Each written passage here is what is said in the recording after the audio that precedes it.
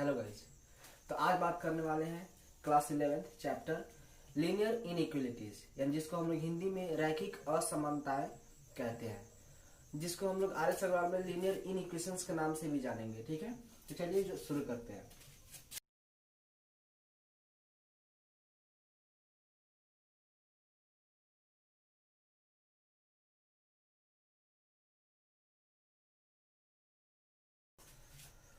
तो हम क्लास 11 में पढ़े थे कि जैसे कोई इक्वेशन दिया गया इन वन वेरिएबल, सॉरी पूरा चैप्टर का नाम भी है इन, पहले हम पढ़ेंगे वन वेरिएबल,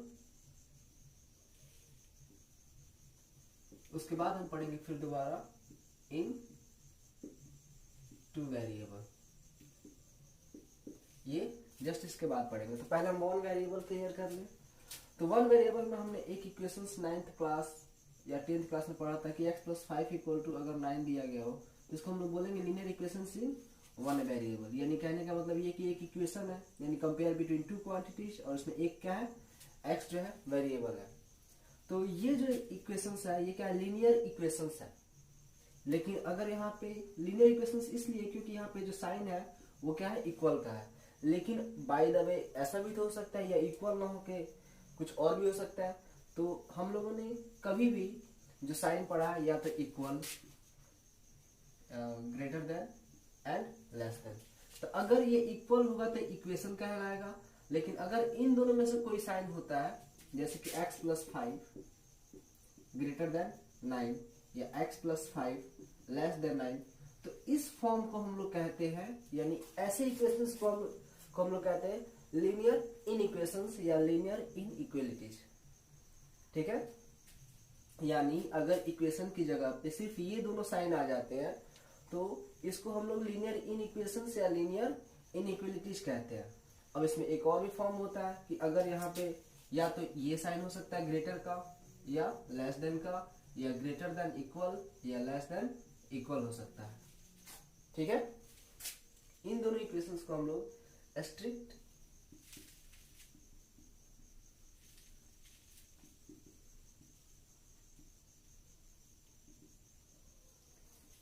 इनइक्वालिटीज कहते हैं, और इनको इन दो साइन यानी ग्रेटर देन इक्वल या लेस देन इक्वल को हम लोग स्लैंट इनइक्वालिटीज कहते हैं। ठीक है, तो अगर यहां से हमें x होता है कि x + 5 = 9 होता है, यहां से हम एक सॉल्यूशन फाइंड कर सकते थे, यानी x = 9 - 5, इट मींस कि x = क्या हो जाएगा, 4 हमारा रिजल्ट हो जाएगा। लेकिन यहां से कि अगर x + 5 9 के इक्वल था तो हमारा एक सॉल्यूशन निकल का है कि x का वैल्यू 4 हो गया, यानी 4 प्लस करेंगे 5 में तो 9 हो जाएगा, ये क्लियर हो गया। लेकिन बाय द वे अगर x + 5 ग्रेटर होता 9 से या x + 5 लेस देन होता 9 से, तो उस केस में हम इसका सॉल्यूशन कैसे फाइंड करेंगे। तो पहला जो केस है कि x + 5 ग्रेटर देन 9, इसको सॉल्व करने का जो तरीका है, जो भी इसका मेथड है, हम लोग इस चैप्टर में पढ़ेंगे। ठीक है, तो चलिए इसको सॉल्व करने से पहले कुछ रूल्स है इसके, जैसे कि हम लोग उसमें जानते थे कि माइनस, इस ऐसे इक्वेशंस में हम दोनों साइड में माइनस माइनस प्लस प्लस कुछ भी कर सकते हैं। यानी इसको सॉल्व करने का तरीका जो होता है, एक्चुअल तरीका जो होता है वो क्या होता है यहाँ पे कि x + 5 = अगर 9 है, इसका मतलब ये हुआ कि x, हमें x का वैल्यू निकालते हैं, x + 5 है और इधर 9, यानी इधर से हमें सारा जो भी वैल्यू उसको एक एक करके इरेज करना है, यानी एलिमिनेट करना है। तो यहाँ +5 है तो अगर दोनों साइड में -5 कर देते हैं तो क्या हो जाएगा, ये कैंसिल हो जाएगा, यानी x = क्या आ जाएगा, 4। यानी एलिमिनेट करने का तरीका क्या है कि इक्वेशन में, किसी भी इक्वेशन में हम सेम चीज को प्लस कर सकते हैं, दोनों साइड में माइनस कर सकते हैं, मल्टीप्लाई कर सकते हैं या डिवाइड कर सकते हैं। लेकिन क्या हम ऐसा लीनियर इनइक्वालिटीज में कर सकते हैं?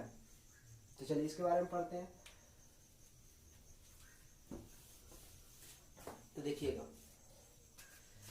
तो रूल्स यही कहता है कि अगर कोई नंबर है x + a है, यानी यहाँ पे x क्या है, वेरिएबल है, और a क्या है, कांस्टेंट है आपका, तो उस केस में, और यहाँ पे एक और कांस्टेंट दे देते हैं b, ये भी हमारा a और b क्या है, कांस्टेंट है, और x क्या है, वेरिएबल, यानी इसको हम लोग बोल सकते हैं लीनियर इक्वेशंस। लेकिन अगर वही x + a greater than B कर देते हैं, या x plus A less than B करते हैं।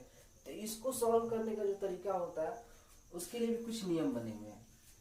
तो नियम यही है कि इस कंडीशन में भी हम क्या कर सकते हैं, इक्वल चीज दोनों साइड में प्लस हम कर सकते हैं। यानी पहला नियम यही है, पहला रूल यही है कि दोनों साइड में हम कुछ भी प्लस, सेम चीज को प्लस कर सकते हैं, सेम चीज को हम माइनस भी कर सकते हैं, सेम चीज को मल्टीप्लाई कर सकते हैं और सेम चीज को डिवाइड भी कर सकते हैं, जैसे हम लोग इक्वेशन में करते हैं।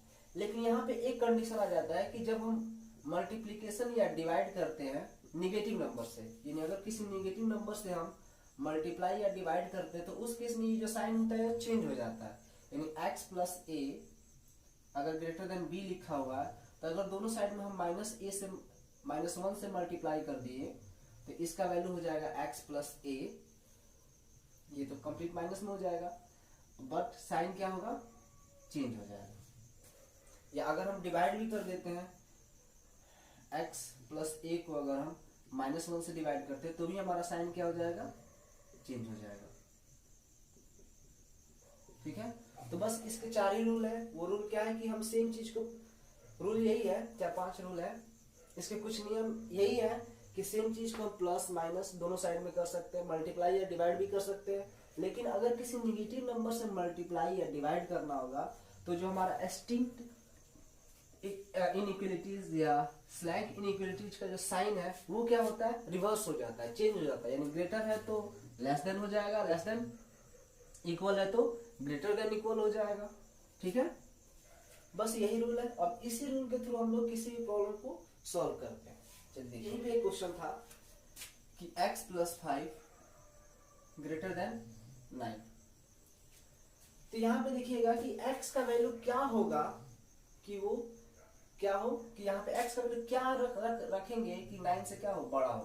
तो ये तो यहाँ पे तो डिस्टिंक्ट वैल्यू तो फाइंड होगा नहीं, पहली बात ये। यानी x का जो वैल्यू आएगा 1, 2 नहीं बल्कि 1, 2 से अधिक आ सकता है। यानी हो सकता है कि आप अगर 1 रखते हैं तो 1 प्लस 5, यानी गलत है नहीं। अगर हम यहाँ पे रख देते हैं 5 या हाँ 5 ही रखते हैं तो 5 प्लस 5 ग्रेटर देन 9। अगर हम 6 रखते हैं तो 6 प्लस 5 ग्रेटर देन 9। यानी 5 से लेकर हम कितना भी बड़ा नंबर रखेंगे सब के सब क्या होंगे, 9 से बड़े होंगे। तो ये सारे जो होंगे वो क्या कहलाएंगे, x के वैल्यूज कहलाएंगे। यानी 5 से लेकर कहां तक, इनफाइनाइट तक। यानी यहां तक जो वैल्यू होंगे हम जो भी यहाँ पे रखेंगे सब के सब क्या होंगे, 9 से बड़े होंगे। यानी x के भी सारे वैल्यूज जो यहाँ पे पुट करने पे इस इक्वेशंस को सेटिस्फाई करे, यानी इस इक्वेशन को सही साबित करे, तो x के वो सारे वैल्यूज की जो सेट कहलाएंगे, जो सेट होगा उसका वो कहलाएगा सॉल्यूशन सेट ऑफ x। यानी x का वैल्यू क्या हो जाएगा यहाँ पे 5, इनफाइनाइट, यानी 5 से लेकर इनफाइनाइट तक। 5 इसमें इंक्लूड है तो क्लोज इंटरवल लगा देंगे।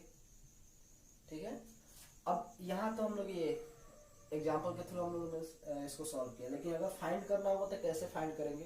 तो चलिए, जो हमारा रूल था कि सेम चीज को प्लस कर सकते हैं, माइनस कर सकते हैं, उस तरीके से इसको बनाते हैं।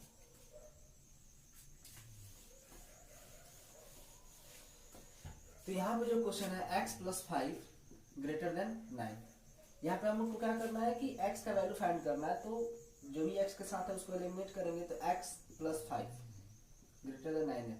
ये प्लस 5 इधर -5 करेंगे तो इधर भी क्या हो जाएगा, -5, ये कैंसिल। यानी x क्या हो जाएगा, ग्रेटर देन 4। यानी x का वैल्यू क्या हो रहा है, 4 से बड़ा, यानी 4 से बड़ा हो रहा है। तो 4 से बड़ा यानी x का वैल्यू जो है 4 से ज्यादा। तो 4 से ज्यादा क्या क्या हो सकता है जी, 4 से अगर हम बड़े नंबर्स की बात करें तो 5, 6। एक और कंडीशन दिया होगा कि x belongs to real number या x belongs to natural number या ऐसे कुछ दिया होगा। तो अगर रियल नंबर की बात कर रहे हैं तो 5.1, 5.6 सब कुछ हो जाएगा। यहाँ पे x belongs to natural number रहने देते हैं। ठीक है, तो 5, 6 ऐसे डॉट करके इनफाइनाइट तक हो जाएगा।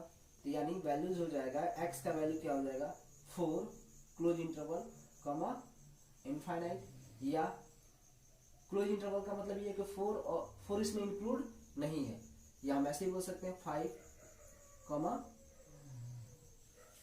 इनफाइनाइट, यानी इसमें क्या है, इसमें 5 क्या है, इंक्लूड है। क्लोज इंटरवल का मतलब ये होता है कि ये इसमें इंक्लूड है, यानी x का वैल्यू 5 से लेकर इनफाइनाइट तक हो सकता है, जो कि यहाँ पे पुट करने पे इस इक्वेशंस को सेटिस्फाई करे। ठीक है, तो अब इस पे हम बहुत सारे एग्जांपल या बहुत सारे क्वेश्चन को सॉल्व करेंगे और समझेंगे कि अलग अलग तरह कुछ मॉडल्स वाले भी क्वेश्चन आएंगे।